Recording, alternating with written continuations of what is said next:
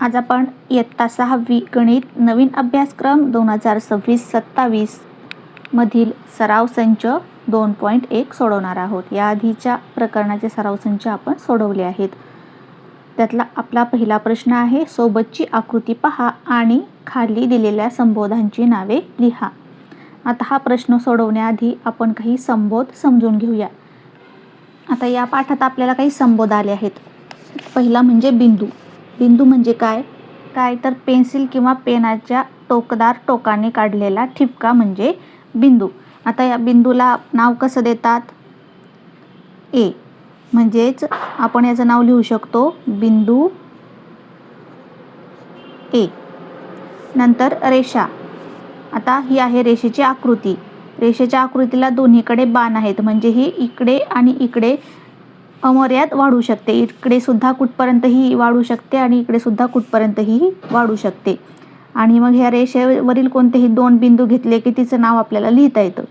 रेषेवरील कोणत्याही दोन बिंदू नावं दिली की आपण तिचं नाव असं लिहू शकतो, रेषा पी क्यू. आता किरण. किरण पहा, किरणाची आकृती एका बाजूनी मर्यादित आणि दुसऱ्या बाजूनी बाण दाखवला, म्हणजे इकडे तो अमर्याद वाढू शकतो. याला एला म्हणतात आरंभ बिंदू, किरणाचा आरंभ बिंदू, आणि इकडे तो अमर्याद वाढू शकतो. अशा प्रकारे असतो हा किरण. आणि किरणाचं नाव कसं लिहितात मग? किरण ए बी. A B. आता रेषाखंड. आता रेषाखंड दोन्ही बाजूंनी मर्यादित असतो. रेषेसारखा तो इकडे आणि इकडे वाढत नाही. या आकृतीला म्हणतात रेषाखंड. मग रेषाखंडाचं नाव कसं लिहितो? पूर्ण रेषाखंड असं न लिहिता फक्त आपण रेख एक्स वाय, रेषाखंडावरचे हे सुरुवातीचा आणि शेवटचा बिंदू रेख एक्स वाय असं आपण याचं नाव लिहितो. आता प्रतल. प्रतल म्हणजे काय तर सपाट पृष्ठभाग. आता यासाठी आपण आकृतीत चौकोन दाखवला आहे, पण हा प्रतल इकडे इकडे आणि इकडे आणि इकडे अमर्याद वाढू शकतं. म्हणजे ह्या चौकोनाच्या आतला जो पृष्ठभाग आहे, सपाट पृष्ठभाग, त्याला म्हणतात प्रतल. आता हे संबोध आपण समजून घेतले. आपण आता सराव संच सोडवूया. आता आपल्याला या आकृतीमधील बिंदूंची नावे लिहायची आहेत. अनेक बिंदू आपल्याला या आकृतीमध्ये दिसत आहेत. बिंदू ए, ओ, बी, सी, ई आणि डी. आपण बिंदूंची नावे लिहूया. बिंदू म्हणजे काय आधी आपण समजून घेतलंय. या आकृतीमधील बिंदूंची नावे लिहूया. बिंदू ए,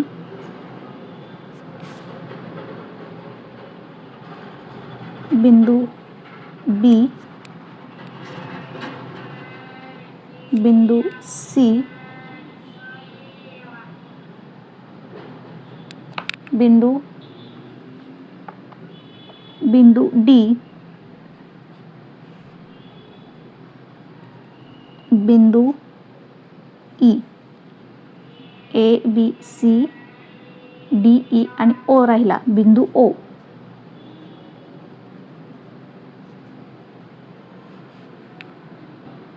त्यानंतर आपल्याला लिहायचे आहेत या आकृतीमधील रेषाखंड. तर रेषाखंड म्हणजे आपण काय आता समजून घेतलं. आता रेषाखंडांची आकृती कशी असते? दोन्ही बाजूंनी मर्यादित असते. याआधी आपण समजून घेतलं. मग ए पासून ओ पर्यंत हा झाला एक रेषाखंड, आणि त्याचं नाव कसं लिहितात? रेख ओ ए. दुसरा रेषाखंड रेख ओ पासून सुरुवात करून आपण सगळे लिहूया. ओ ए लिहिला, ओ बी. आता हा किरण पुढे आहे, ओ बी. हा इथपर्यंतचा आपला रेषाखंड आहे, ओ बी. रेख ओ सी.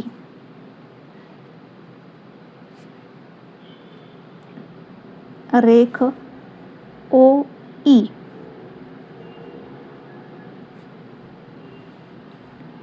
आता तुम्ही म्हणाल या बीला पुढे किरण आहे म्हणून आपण ओ बी हा किरण म्हणू शकतो. ओ बी हा किरणाचं सुद्धा नाव आहे, पण ओ आणि बी पर्यंत जर आपण घेतला तर तो होईल रेषाखंड, आणि त्याच्या पुढे आपण रेख लिहिलं तर तो होईल रेषाखंड. रेख ओ पासून ई पर्यंत घेतला, ओ पासून डी पर्यंत, ओ डी. नंतर रेख ई डी.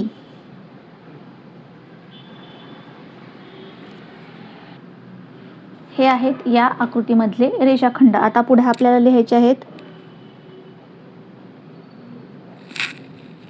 किरण.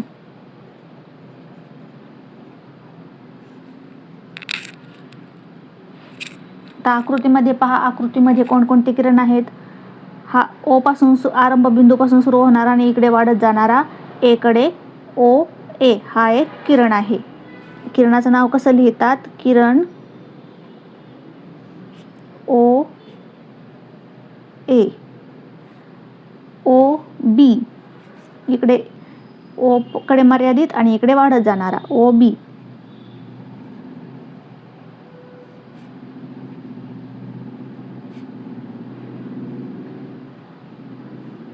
ओ सी.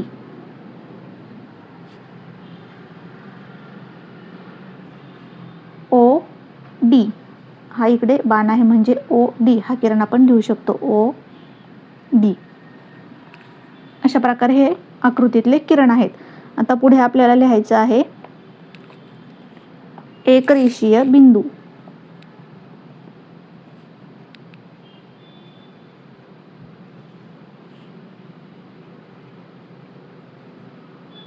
आता एकरेषीय बिंदू म्हणजे काय, एका सरळ रेषेत येणारे बिंदू म्हणजे एकरेषीय बिंदू.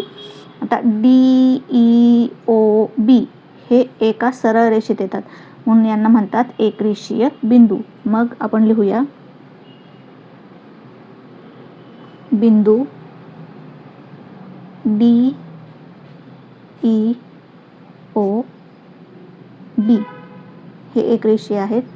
आणखी आहेत का, आता हे ओ सी हे पण एका रेषेत आहेत. मग यांना एकरेषीय बिंदू म्हणता येईल का, तर नाही.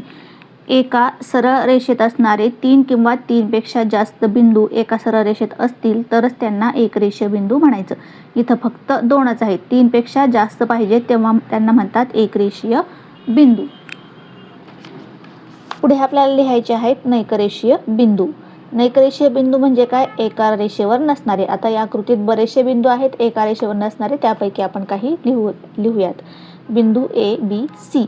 ए बी सी एका रेषेवर नाही म्हणजे नैकरेषीय बिंदू. बिंदू E A C. E A C हे सुद्धा नैकरेषीय. बिंदू D A C. D A C आणखी सुद्धा आपल्याला लिहिता येतील सी ए ओ हे सुद्धा लिहिता येतील. हे झाले या आकृतीमधील नैकरेषीय बिंदू. आता दुसऱ्या प्रश्नामध्ये आपल्याला खालील आकृत्या काढा. 1 रेषा बी टी. रेषेची आकृती कशी असते, दोन्ही बाजूंनी अमर्याद अशी एक रेषा काढली आपण, त्याला दोन्ही बाजूंनी किरण दाखवला की ही झाली रेषा आणि तिला नाव द्यायचं रेषा बी टी. ही आहे आपली रेषेची आकृती, रेषा बी टी. आता पुढे आपल्याला काढायचं आहे किरण डी ई. किरण हा एकाच बाजूनी अमर्याद असतो. मग हा आहे किरणाचा आरंभ बिंदू डी आणि इकडे आपण दाखवला किरण बाण आणि इथे नाव दिलं ई. हा झाला किरण डी ई. आता रेख एम पी. रेख म्हणजे काय, रेषाखंड. मग रेषाखंड दोन्ही बाजूंनी मर्यादित असतो. अशा प्रकारे दोन्ही बाजूंनी बिंदूंनी मर्यादित असतो आणि याला नाव द्यायचं आहे आपल्याला एम पी. पुढे आपल्याला रेषा वाय काढायची आहेत. इथे काढूया रेषा वाय. रेषा दोन्ही बाजूंनी अमर्याद असते. मग दोन्ही बाजूंनी आपण अशा प्रकारे बाण दाखवले आहेत आणि रेषेचं नाव एका अक्षराने सुद्धा आपण दाखवू शकतो. या रेषेवर बिंदू दाखवायचा नाही, या रेषेचं नाव फक्त वाय असं आपण लिहितो. बिंदू यम. बिंदू कसा काढायचा, अशा प्रकारे आणि याला नाव देणार आपण यम. हा झाला बिंदू यम. हे आपण आकृत्या काढल्या. आता पुढे प्रश्न आहे 3. खालील बाबी स्पष्ट होतील अशा आकृत्या काढा. बिंदू पी हा रेषा ए बी वर आहे. आता रेषा ए बी काढायची आधी. रेषा कशी काढतो आपण? दोन्ही बाजूनी बाण दाखवून. हिला नाव द्यायचं आहे आपल्याला रेषा ए बी आणि याच्यावर आपल्याला बिंदू पी दाखवायचा आहे. इथे कुठेही आपण बिंदू पी दाखवू शकतो. याला नाव दिलं आपण पी. पुढे आपल्याला रेषा एम वर बिंदू ई व एफ आहेत, पण बिंदू डी रेषा एम वर नाही. आधी आपण रेषा काढूया. रेषा एम.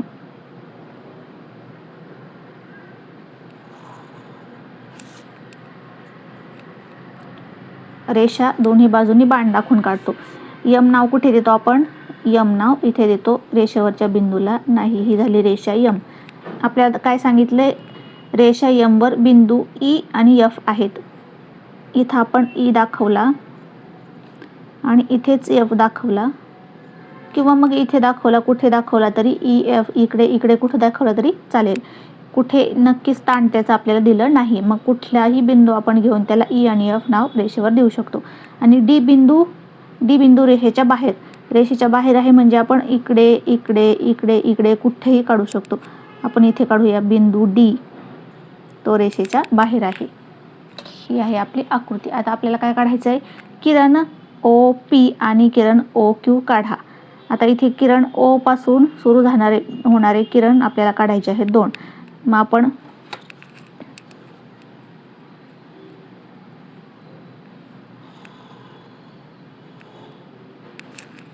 ओ बिंदू जर मध्ये घेतला ओ, तर हा इकडे वाढत गेलेला ओ पासून सुरू होणारा इथे पी नाव दिलं तर हा किरण होईल ओ पी. आणि इकडे ओ पासून क्यू कडे वाढत गेलेला हा होईल किरण ओ क्यू. अशा प्रकारे सुद्धा काढू शकतो. किंवा मग ओ पासून सुरू होणारे 2 सेपरेट किरण सुद्धा काढू शकतो. नाहीतर मग आपण अशा प्रकारे सुद्धा काढू शकतो. हा इथे आपण जर ओ बिंदू घेतला ओ, तर हा इथं पी बिंदू घेऊन हा ओ पी आणि ओ पासून इकडे जाणारा हा ओ, इथे क्यू नाव दिलं तर ओ क्यू. अशा प्रकारे, किंवा दोन्ही सेपरेट किंवा मग असा काढला तरी चालेल. चौथा प्रश्न आहे, सोबतच्या चित्रातील रांगोळीतून बिंदू, रेषाखंड व प्रतल दाखवा.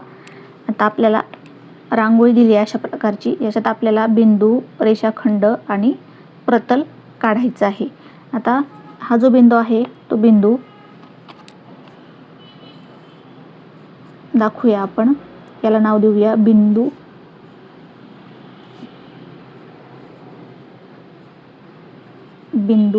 पी. आता आपल्याला काय दाखवायचंय पुढं? रेषाखंड दोन्ही बाजूनी मर्यादित असतो. मग 2 टिपके जोडून आपण रेषाखंड दाखवू शकतो. 2 किंवा 4 जोडा, 2 जोडा, 6 जोडा, 5 जोडा. पी क्यू दोन्ही बाजूंनी मर्यादित असा रेषाखंड. आणि मग हा आहे रेषाखंड. याला आपण नाव देतो रेख पी क्यू. रेषाखंड असं पूर्ण नाव लिहित नाही. रेषाखंड पूर्ण नाव लिहिलं तरी चालतंय. रेख पी क्यू. आता दाखवायचं आहे आपल्याला प्रतल आपण चौकोनाने दाखवतो. मग आपण चौकोन काढूया.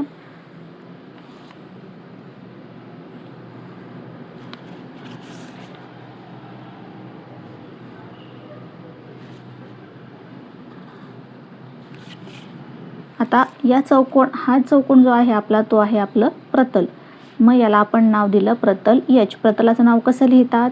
प्रतलाच्या एका कोपऱ्यात कॅपिटल इंग्लिश अक्षर लिहिलं की या प्रतलाचं नाव लिहिता येतं. किंवा मग प्रतलातील कुठलेही 3 नैकरेषीय बिंदू घेतले आणि त्याला नावे दिली ABC, DEX अशी कुठलीही नावं दिली तर त्या 3 नैकरेषीय बिंदूंनी सुद्धा प्रतलाचं नाव लिहिता येतं. प्रतल ABC. अशा प्रकारे हे झालं आपलं प्रतल. अशा प्रकारे आज हा आपण सराव संच संपूर्ण सोडवला. यानंतरचे सराव संच पाहण्यासाठी आपल्या चॅनलला सबस्क्राईब करा.